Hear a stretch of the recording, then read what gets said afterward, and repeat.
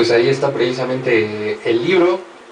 Stargazer, una sátira rock se llama, ¿verdad? Efectivamente. ¿Qué inspiraciones tienes para haber escrito este material?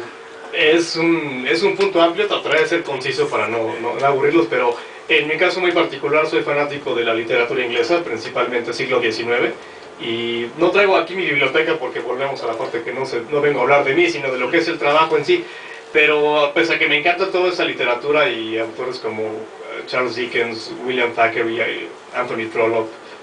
Thomas Hardy y un largo etcétera, me sirvieron mucho en cuestión de estructura, en cuestión de la dimensión psicológica de los personajes, un poquito lo que son los giros en las tramas y la combinación del drama y la comedia muy simple, pero vaya, en realidad creo que bueno, eso fue en cuestiones, digamos, muy estilísticas. En cuestión de contenido y de lo que fue la naturaleza del fenómeno que quise abordar y presentarlo de una manera tanto muy seria como muy ligera, me permito mostrarles, tengo licencia para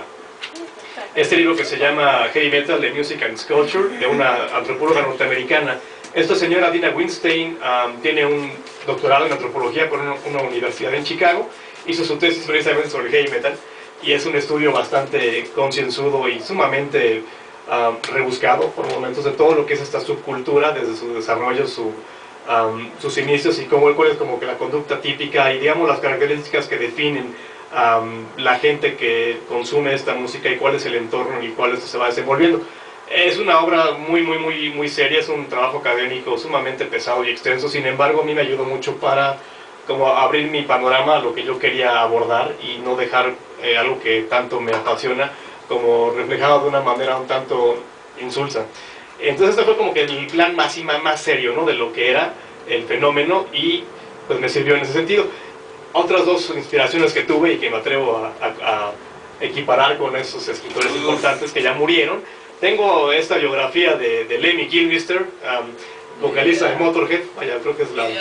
una leyenda que aún vive, bendita sea la fortuna que nos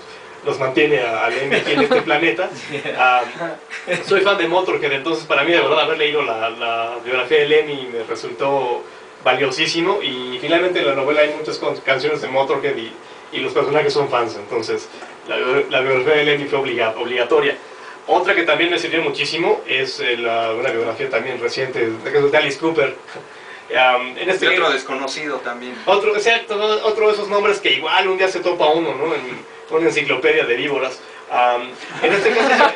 es un libro divertido porque cuenta su historia de cómo dejó de sus adicciones, que desafortunadamente Alice tuvo una época muy difícil, y dejó su adicción al alcohol por volverse adicto a jugar golf. Suena simpático, pero de verdad le funcionó y da muchos tips para volverse un buen golfista. Además de muchas historias de su carrera que son de verdad simpaticísimas y que definitivamente ayudaron a conformar lo que fue mi trabajo. Y finalmente también, si me permiten hacer así como que un anuncio muy especial, muy íntimo, uno de los padrinos de la obra, porque esta obra, pero pues que es independiente, que tuve que trabajar solo y descubrir por dónde y todo este rollo, uno de los padrinos de mi obra, y que de hecho se menciona este señor aquí en el trabajo, es él. Él es, bueno, esto es una fotografía, él ya murió hace mucho tiempo, se llama Sir Arthur Conan Doyle, autor de Sherlock Holmes, entre muchos otros libros interesantes. Y de hecho este hombre lo menciono mucho en Stargazer, es un autor que creo que disfruta de cierto espacio en la obra, cierta importancia, porque al hablar un poquito de su trabajo, de sus obras, se va relacionando un poquito con la trama que se desarrolla dentro de mi libro, y vaya, pues es un homenaje entonces mi libro tanto a mis héroes de la música como a unos grandes escritores, y en este caso quise traerles a Arthur porque mi libro el día de hoy se encuentra ya en la tierra de Arthur, en Escocia, con un amigo mío, amigo Bill, que le di el material para que lo conociera, y bueno, es así que pues siento